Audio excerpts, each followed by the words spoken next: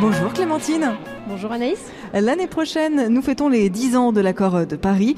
En 2015, il avait fait grand bruit. 196 pays s'étaient alors accordés pour atteindre cette fameuse neutralité carbone, objectif en 2050, pour préserver le climat de 2100 et limiter le réchauffement climatique à plus 2 degrés par rapport à l'ère pré-industrielle. Depuis, en France, plusieurs organismes ont bien sûr travaillé sur cette question afin de tracer les différents chemins que nous pourrions emprunter pour y arriver. Avant toute chose, on va peut-être refaire un petit point vocabulaire. Qu'est-ce que ça signifie, la neutralité carbone, concrètement, et comment ça se traduit dans nos vies ? Alors l'objectif effectivement c'est d'atteindre cette neutralité carbone en 2050. Qu'est-ce que ça veut dire ? Ça ne veut pas dire atteindre zéro en termes d'émissions de gaz à effet de serre, mais ça veut dire que les émissions de gaz à effet de serre résiduelles vont pouvoir être absorbées par ce qu'on appelle des puits de carbone, c'est-à-dire les forêts avec la photosynthèse qui vont capter le CO2, mais également peut-être des puits de carbone artificiels, c'est-à-dire des machines qui vont aspirer le carbone de l'atmosphère et éviter cet effet de serre additionnel. Alors aujourd'hui, à quoi sont dues nos émissions de gaz à effet de serre ? En France, on a une empreinte carbone à peu près de 8 à 10 tonnes d'équivalent CO2 par an et par habitant, donc c'est énorme, sachant qu'il faudra atteindre 2 tonnes en 2050 pour atteindre cette neutralité carbone. Bel objectif. Voilà. Comment elle se décompose, cette empreinte carbone en France ? Le premier poste d'émission, c'est nos transports, c'est notre mobilité au quotidien, en voiture, en avion par exemple. Ensuite, c'est notre alimentation, et notamment l'alimentation carnée, manger beaucoup de viande par exemple, va avoir un impact sur le climat. Ensuite, on a le logement, notamment le chauffage, c'est un fort poste d'émission de gaz à effet de serre. Et ensuite, nos achats de biens et de services, toute notre consommation d'objets dans notre maison, nos biens de consommation, nos matériels numériques, nos vêtements, etc. Et enfin, ce sont les services publics qui, par Français, représentent aussi 1,4 tonnes de CO2 par an.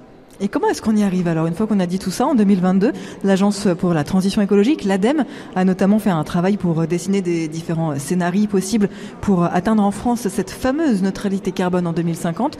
Qu'est-ce qu'il faut faire ? Que nous propose-t-elle l'ADEME ? Alors l'ADEME a fait un super travail. Elle a étudié 4 scénarios différents que je vais vous présenter juste après. Et en fait, dans tous ces scénarios, on étudie les changements à apporter en termes d'infrastructures, mais également les changements en termes de mode de vie individuel. Donc on regarde par exemple comment on va manger, comment on va se déplacer, comment on va produire de l'énergie en 2050, justement, pour arriver à notre objectif et préserver le climat. Alors voici les 4 scénarios. Le premier s'intitule « Génération frugale ». Donc là, on mise sur la sobriété individuelle. On va rationaliser l'usage de l'énergie, on va moins se déplacer, on va consommer plus de produits bio, moins de produits d'origine animale, on va revitaliser aussi les zones rurales, on va être moins dans les villes. Voilà, donc on mise vraiment sur l'individu pour changer et moins consommer de manière générale.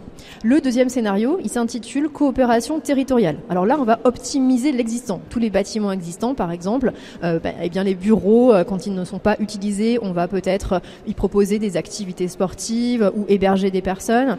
On va encourager les colocations. On va encourager aussi la mutualisation de matériel, le prêt d'objets entre personnes. Donc là, vraiment, on va organiser les choses au niveau d'un territoire pour optimiser ce qui existe en termes de biens et de bâtiments.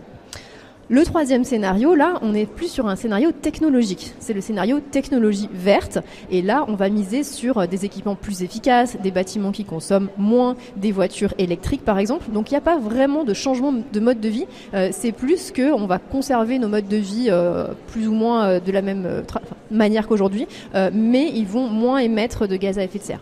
Et enfin, le dernier scénario s'intitule Paris réparateur. Alors là, on ne change rien du tout.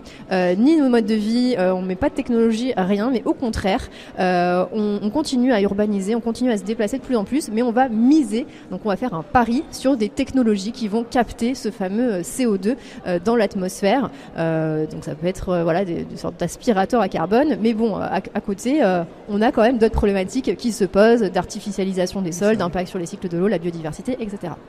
Alors, ça c'est un peu pour les différents scénarios. Concernant l'alimentation, vers quoi est-ce qu'on se dirige ? Qu'est-ce qu'on va manger ? Alors, il y a une étude aussi qui est sortie à la même période, en 2022, sur les prospectives alimentaires en 2050, justement pour répondre à cet enjeu climatique. Et globalement, je vous la fais très courte, qu'est-ce que nous dit cette étude ? Eh bien, c'est qu'il faut arrêter, enfin pas forcément arrêter, mais en tout cas réduire vraiment notre consommation de viande, de produits d'origine animale au sens large, de se diriger vers plus de produits locaux, plus de produits bio aussi qui vont avoir moins d'impact sur les sols. Voilà, des recommandations qu'on entend beaucoup, mais là cette étude l'a vraiment attesté. Et au niveau de la mobilité, vous disiez un enjeu fort concernant nos émissions de CO2.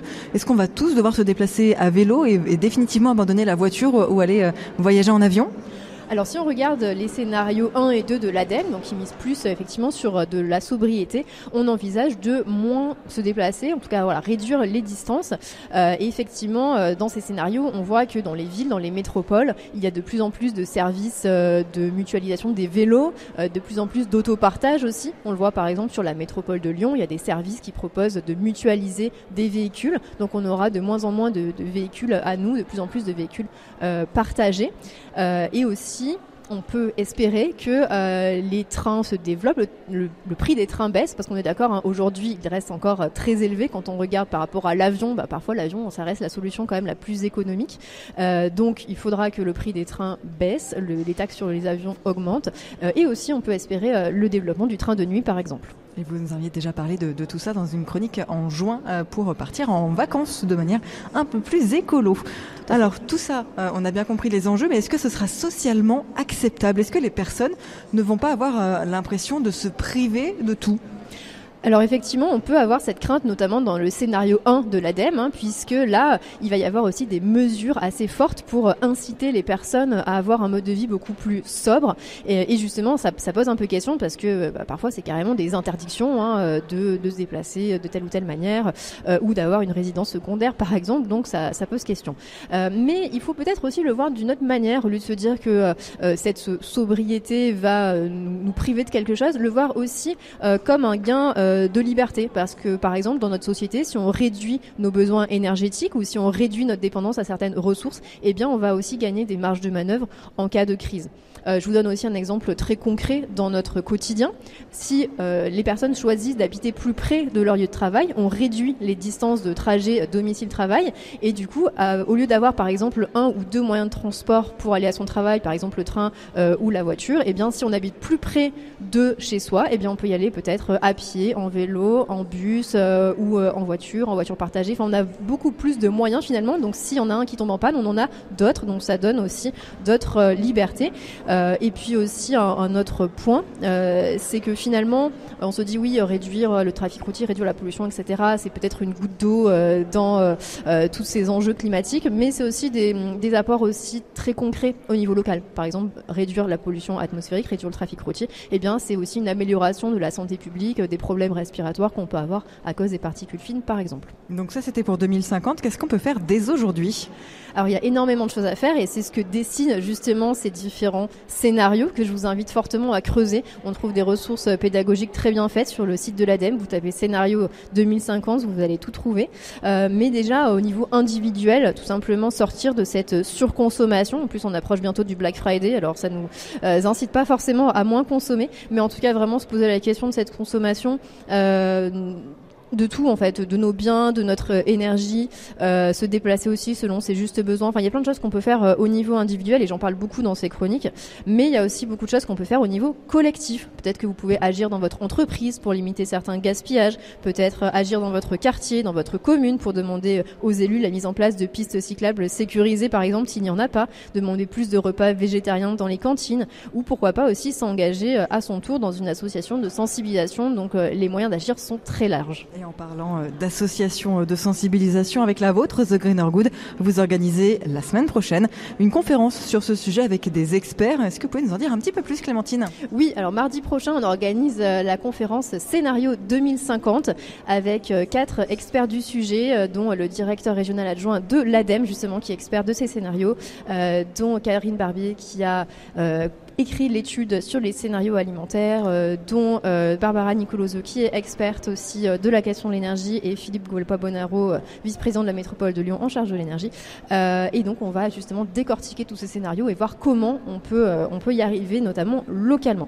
Alors aujourd'hui, la conférence est complète, mais sachez qu'on va l'enregistrer, et comme ça vous pourrez la réécouter sur notre site très prochainement si cela vous intéresse. Merci beaucoup Clémentine Mossé, et à bientôt pour continuer à parler d'écologie au quotidien dans Merci. ce M comme midi.